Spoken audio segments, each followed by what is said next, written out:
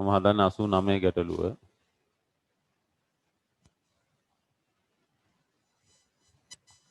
ආරම්භක වේගය මම v කියලා ගන්නවා. ආරම්භක වේගය 2යි v කියලා ගන්නවා. සෙන්ටිමීටර් 120ක් ගමන් කරාම වේගය අර්ධයක් වෙනවා. මේ දුර පුතේ සෙන්ටිමීටර් 120යි. හරි? මේ විදිහට. සෙන්ටිමීටර් 120යි. ඊට පස්සේ නිශ්චල වෙන්නේ තව කොච්චර දුර ගියාමද කියලා අහනවා. මම ගන්නම් මෙතෙන්ට ගියාම මෙයා නිශ්චල වෙනවා. වේගය බිඳුවයි.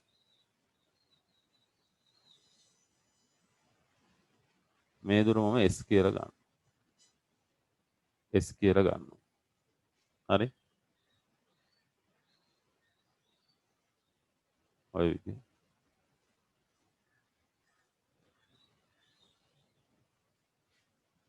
දැන් සමීකරණ දාගෙන යනවා.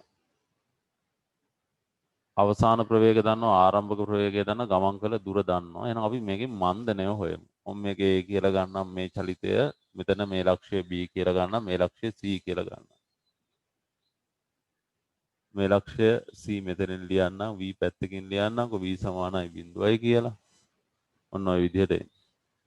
දැන් අපි මේකේ මන්දනය හොයාගෙන ඉමු. මොකද මන්දනය හොයාගත්තොත් අපිට ලේසි ආරම්භක ප්‍රවේගය දන්නවා අවසාන ප්‍රවේගය දන්නවා. මෙතනත් ආරම්භක ප්‍රවේගය අවසාන ප්‍රවේගය දන්නවා ගමන් කළ දුර දන්නවා. එහෙනම් v වර්ගය සමානයි u වර්ගය දන්න 2as දාන්න පුළුවන්. හරි? හදාගෙන යන්කො එතනින් එහාට.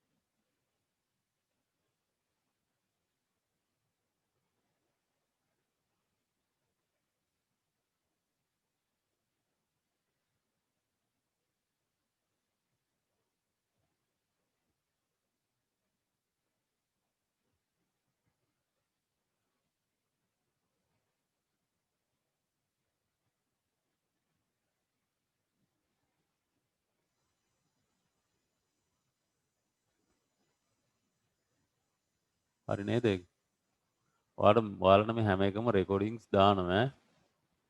ඒකට මේ ඔය පොඩ්ඩක් ඔය අවුල් වෙන තැන් ඇති සමහර වෙලාවට කනෙක්ෂන් වල අවුල් නිසා. එතකොට ඒ අවශ්‍ය තැන් ටික බලාගෙන නෝට් එක සම්පූර්ණ කරගන්න. දැන් ඔන්ලයින් එකක් ඉඳලා ඉතින් එහෙම තමයි කරන්න වෙන්නේ.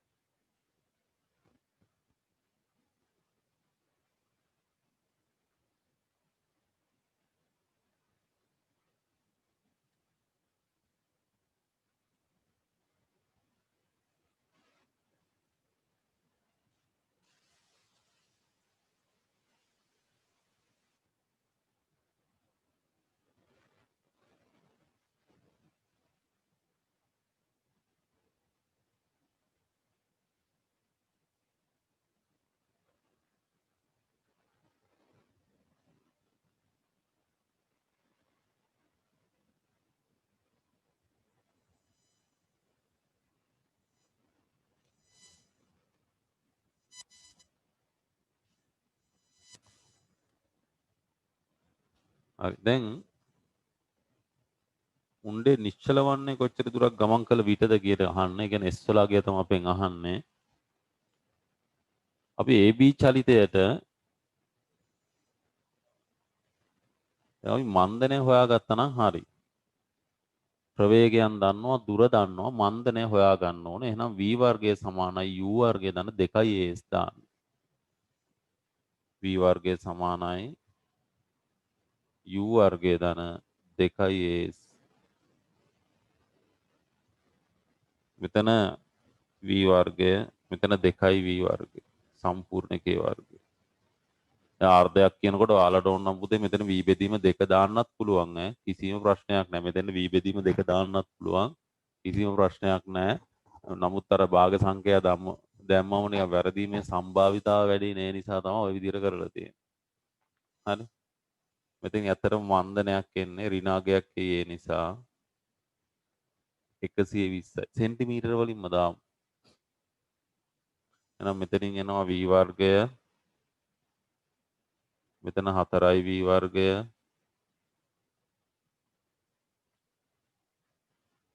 දෙසිය 40යි. මේක එහා පැත්තට අරන් යන්න. ඍණ 3යි v වර්ගය. 240යි. මෙතනින් ලියන්නම්. දෙපැත්තම 3ෙන් බෙදන්න. දෙපැත්තම 3ෙන් බෙදුවොත් ඍණ v වර්ගය සමානයි 80යි a. එහෙනම් a සමානයි ඍණ v වර්ගය බෙදීම 80යි.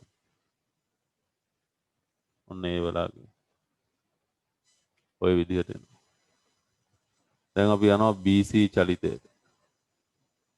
BC චලිතයට දාන්න v වර්ගය සමානයි u වර්ගය ධන 2යි a.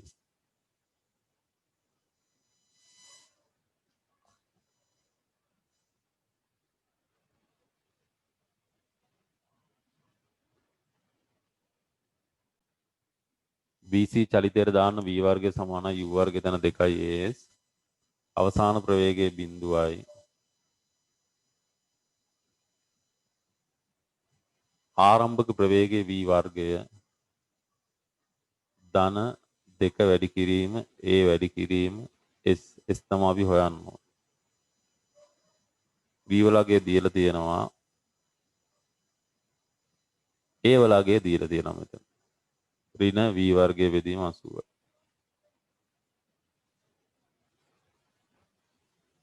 ඔය විදිහට. හරි. දැන් මෙතන කවදාවත් 120ට වඩා වැඩි යගයක් එන්න බෑ. ඇයි මොකද්ද හේතුව? ප්‍රවේගය එන්න අඩු වෙනවනේ. එතකොට අර්ධයක් වෙන්න ගතවන කාලය නැත්නම් ප්‍රවේගය එන්න අඩු වෙන හින්දා යන දුර මීට වඩා අනිවාර්යයෙන්ම අඩු වගයක් එන්නේ. එතකොට 160 කියන උත්තරේ කොහොමවත් එන්න බෑ. මේක එනවා බිඳුව සමානයි v වර්ගය. මේකට එකයි මෙතෙන්ට 40යි ඍණ v වර්ගය බෙදීම 40. වතාවක් s. මේක එහා පැත්තට අරන් ගියොත් v වර්ගය බෙදීම 40යි s සමානයි v වර්ගය. v වර්ගයට v වර්ගය කැපුණම s මේක මේකෙන් වැඩි වෙනවා. v වර්ගයට v වර්ගය කැපුණම s බෙදීම 40 සමානයි 1යි. එහෙනම් මෙතනින් එනවා s සමානයි 40 කියලා. s සමානයි 40 කියලා එනවා. s සමානයි 40 කියලා එනවා.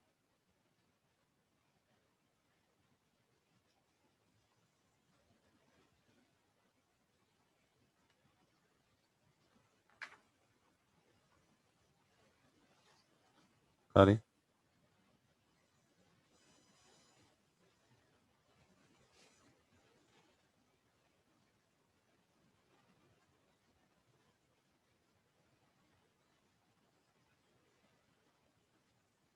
යන්න 28 වෙනි ගානට. මම හිතන්නේ අපි කලින් හැදුවේ නෑ ඕක.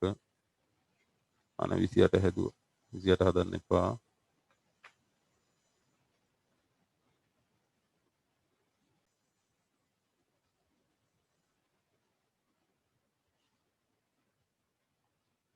86 වෙනි ගැටලුවට යන්න 200ක වේගෙන් ආරම්භයේ ගමන් කරනවලු.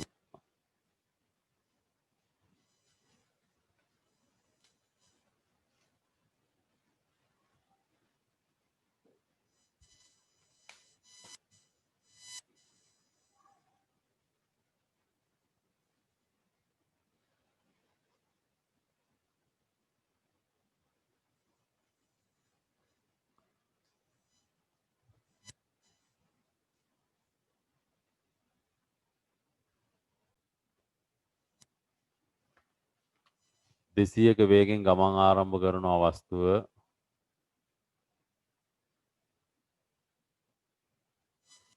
ප්‍රවේගය 200යි. මන්දනය ඒ කියන්නේ ඒ වල අගය ඍණ 10යි. ms ඍණ 2. ඒ වල අගය ඍණ 10යි ms ඍණ 2. හරි. එහි විස්ථාපන 1500ක් වන්නේ කොච්චර කාලයකට පසුද කියලා අහනවා. එහෙනම් මේ දිශාවට අපි දානවා පුතේ s සමාන ut ධන භාගයක් at වර්ගය.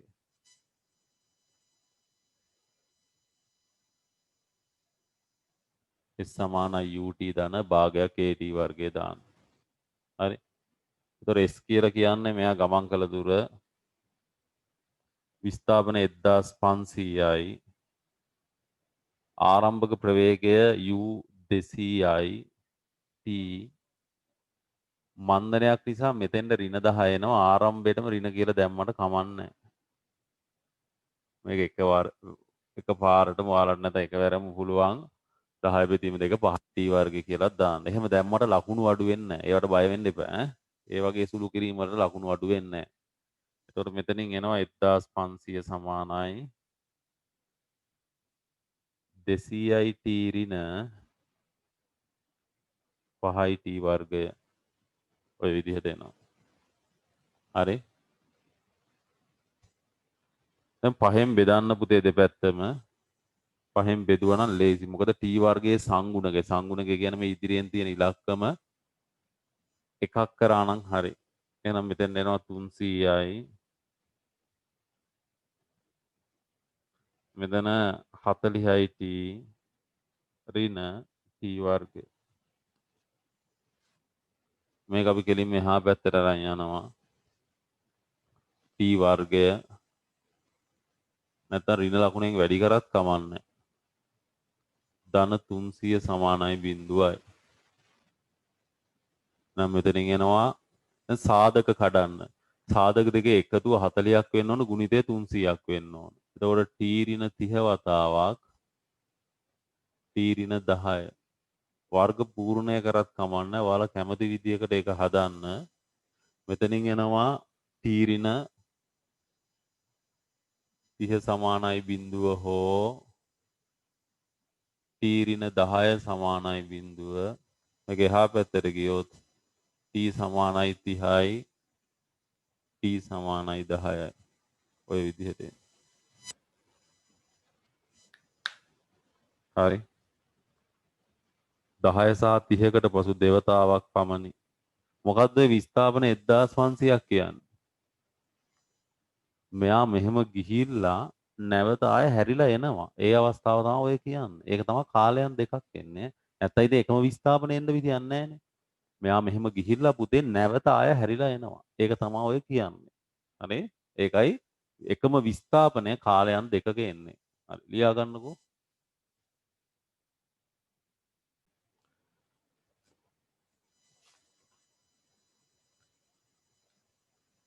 හැත්තෑව ගැටලුව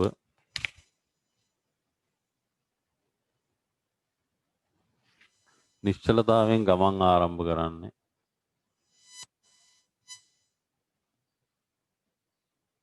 පළමු තත්ත්වය, දෙවැනි තත්ත්වය, තුන්වෙනි තත්ත්වය. අදාළ කාලයන් තුළ ගමන් කරන දුරවල් ටික ටික වැඩි වෙනවා. මොකද එයාගේ ත්වරණය වැඩි වෙන නිසා. ඒක රූප සටහනෙම නිරූපණය කිරීම අත්‍යවශ්‍ය නැහැ. එහෙම නිරූපණය කරේ නැතත් ප්‍රශ්නයක් නැහැ. ගණනයේදී උත්තරේ එනවා. මොකද්ද මේ පළමු තත්පරය කියන්නේ? පළමු තත්පරය කිව්වම t සමානයි බිඳුවේ ඉඳන් t සමානයි 1 දක්වා දෙවනි තත්පරය කියන්නේ පුතේ t සමානයි 1 ඉඳන් t සමානයි 2 දක්වා. දෙවනි තත්පරය කියන්නේ t සමානයි 1 ඉඳන් t සමානයි 2 දක්වා. ඔන්න දෙවනි තත්පරය. t සමානයි 2 ඉඳන් t සමානයි 3 දක්වා තුන්වෙනි තත්පරය. එහෙනම් පළමු තත්පරය කියන්නේ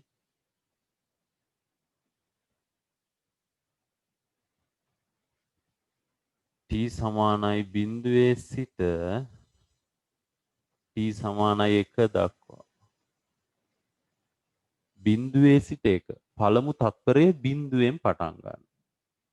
ඒ රටාව අඳුන ගන්න. ඊළඟට පුතේ දෙවන තත්පරය. දෙවන තත්පරය කිව්වම t සමානයි 1 සිට t සමානයි 2 දක්වා. ඔය තත්පර 1 2 කියන්නේ තත්පර ඈ. ඊළඟට තෙවන තත්පරය එහෙම නැත්නම් තුන්වන තත්පරය කිව්වොත්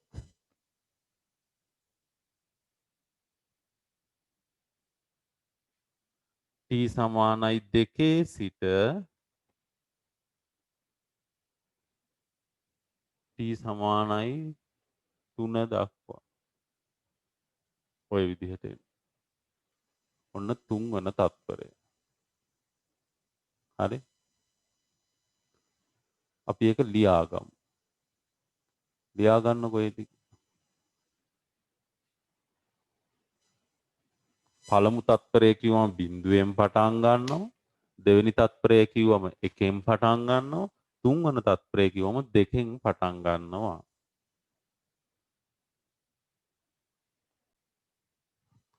එකින් එකට මේ ටික හදාගෙන යන්. මේ දුර S1යි මේක S2යි මේක S3යි. ඔය විදිහට එන්න. හරි? S1 S2 S3 කියලා එනවා. හරිද? දැන්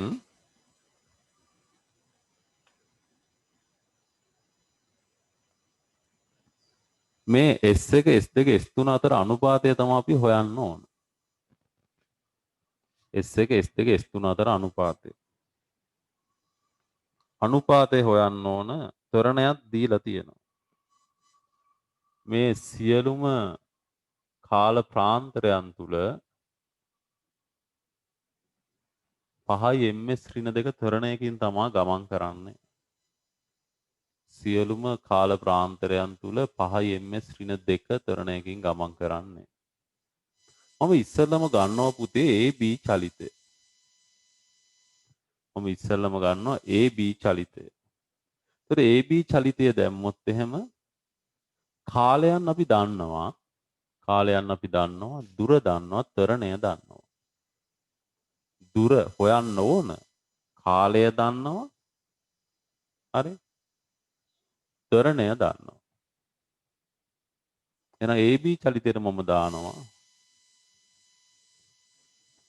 හැම එකකටම අපි දාමු S සමානයි UT ධන භාගයක් AT වර්ගය. AB චලිතයටත් දානවා. S කියන්නේ S1 ආරම්භක ප්‍රවේගය බිඳුවයි. නිශ්චලතාවයෙන් නේද ගමන් ආරම්භ කරන්නේ. ආරම්භක ප්‍රවේගයත් බිඳුවයි. ඒකත් ලකුණු කරගන්න.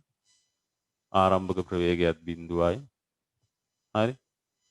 එතකොට මෙතනින් එනවා ආරම්භක ප්‍රවේගයේ u බිඳුව භාගයයි a වතාවක් 1 වර්ගය ගත වන කාලය තත්පර 1යි. එහෙනම් මෙතනින් එනවා a බෙදීම 2ක් කිය. S1 ඔය විදිහට එනවා. හරි? ලියා ගන්නකො එකත්.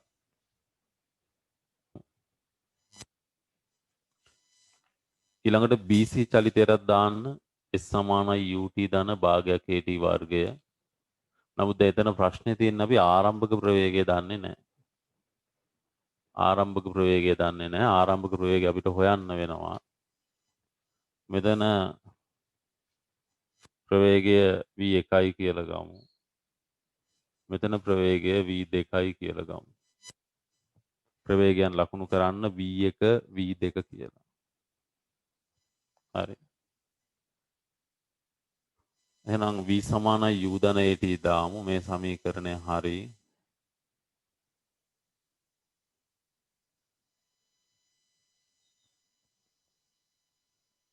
v සමානයි u ධන at දාන්න. v කියන්නේ ප්‍රවේගය b වලදී v1 මෙතන බිඳුව ධන 5 වතාවක් එකයි. v1 යගේනවා 5යි ms ඍණ 1 කියලා. 5යි ms ඍණ 1 කියලා. හරි. 5යි ms ඍණ 1 ගෙරෙනවා v1 යගේ.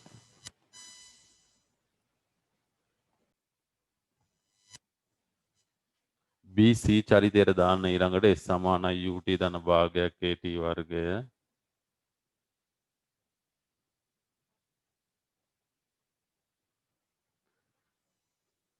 BC චලිතයට විතරක් ඕනනම් දාන්නත් පුළුවන්. කමන්න දාමුකෝ අපි.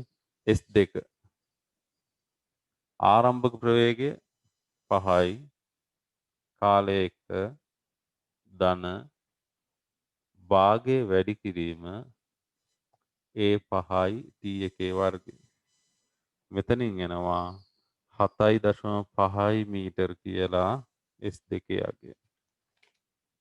5 වැඩි කිරීම 1යි කාලය තප්පරයයිනේ. භාගයයි ත්වරණය 5යි කාලයේ වර්ගය 1 වර්ගය. මෙතනින් එනවා පුතේ 5 බෙදීම 2යි කියන්නේ 2.5ක් 2.5ට 5ක් එකතු වුණාම 7.5යි.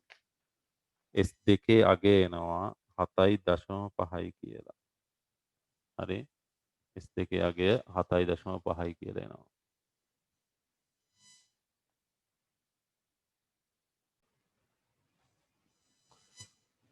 හරි ඊළඟට CD චලිතයට යන්න CD චලිතයට යන්න කලින් BC වලදී ප්‍රවේගය අපි හොයන්න ඕන. BC වලටම දාන්න B සමානයි U ධන AT කියලා. C වලදී ප්‍රවේගය අපි හොයන්න ඕන. එතකොට C වලදී ප්‍රවේගය v2යි. B වලදී ප්‍රවේගය කියන්නේ ආරම්භක ප්‍රවේගය v1 ධන A5යි T1යි. v1 කියලා කියන්නේ ප්‍රවේගය අපි ගත්ත 5යි කියලා. 5යි 5යි v2 එනවා 10ක් කියලා. 10යි ms ඍණ 1. 10යි ms ඍණ 1. හරිද? ඒකත් ලියා ගන්නකෝ. හරි.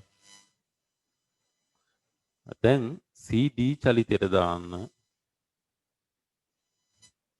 CD චලිතයට නැවත වතාවක් දාන්න S සමානයි UT ධන භාගයක් AT වර්ගය.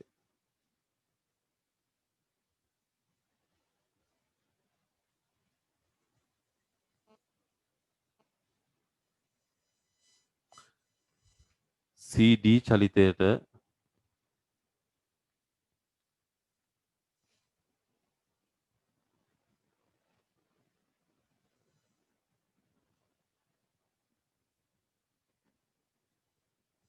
S සමානයි UT ධන භාගයක් AT වර්ගය දාන්න.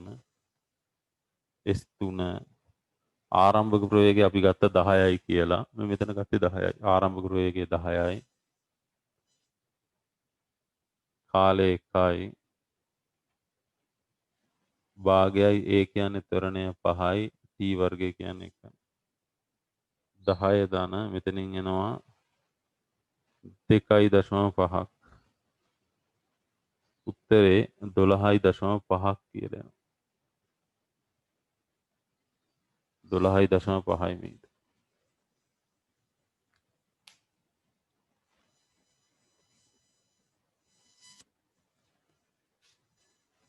12.5 මීටර්. දැන් අපෙන් අහන්නේ දුරවල් අතර අනුපාතයන්.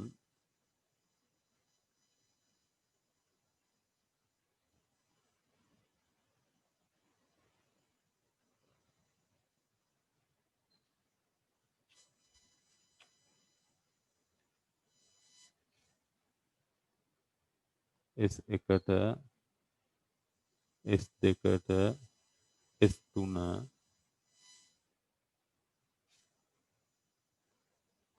S1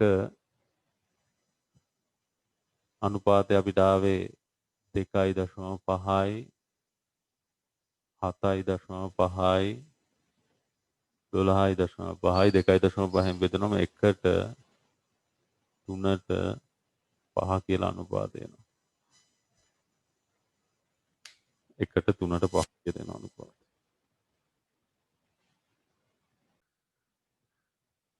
බලන්න මේ ගාන හදන දෙවෙනි ක්‍රමය.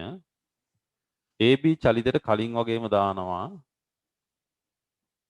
S සමානයි UT ධන භාගයක් AT වර්ගය. එතකොට එනවනේ 2.5. කලින් අපි ඔක හැදුවා. දැන් ඒ C චලිතයට දානවා. එතකොට ප්‍රවේගයන් හොයන්න ඕනේ නැහැ. ප්‍රවේගයන් අවශ්‍ය වෙන්නේ නැහැ. වයින් කරලා. ඒ C චලිතයට දානවා. ඒ C චලිතයට දැම්මොත් මුළු විස්ථාපනය නැත්නම් මුළු දුර එන්නේ S1 ධන S2. S1 ධන S2 සමාන වෙනවා ආරම්භක ප්‍රවේගයේ බිඳුවයි. එතකොට UT බිඳුවයි. භාගයේ වැඩි කිරීම A5යි. කාලය තප්පර 2යි. 2 වර්ගය. එතකොට මෙතනින් 2ට 2ක් කැපුණම ඉතුරු වෙන්නේ 10යි. S1 2.5යි. S2 ඔන්න දැන් එනවා මේකේ එහා පැත්තට ගියාම 7.5යි මීටර් කියලා. ඔන්න S2 යගේ එනවා 7.5යි කියලා. හරි. ওই විදිහට එනවා. හරි ඊළඟට දැන් නැවත වතාවක්.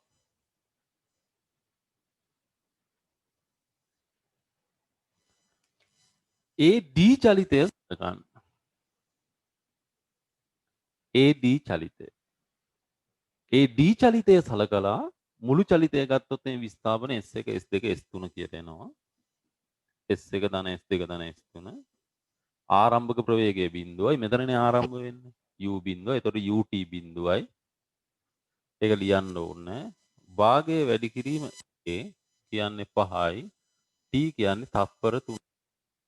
3 වර්ගයේ 9යි. මෙතනින් එනවා 22.5. S1 ධන S2 කෙලින්ම අපි දන්නවා 10යි කියලා මේ. ආයෙ වෙනම ලියන්න එපා S1 S2. S1 ධන S2 10යි කියලා දන්නවා. 10 ධන S3යි. එහෙනම් S3 එනවා 12.5 මීටර කියලා. S3 එනවා 12.5. හරි. S3 12.5යි. දැන් අනුපාතය ගන්න. S1ට S2ට S3 අනුපාතය ගන්න.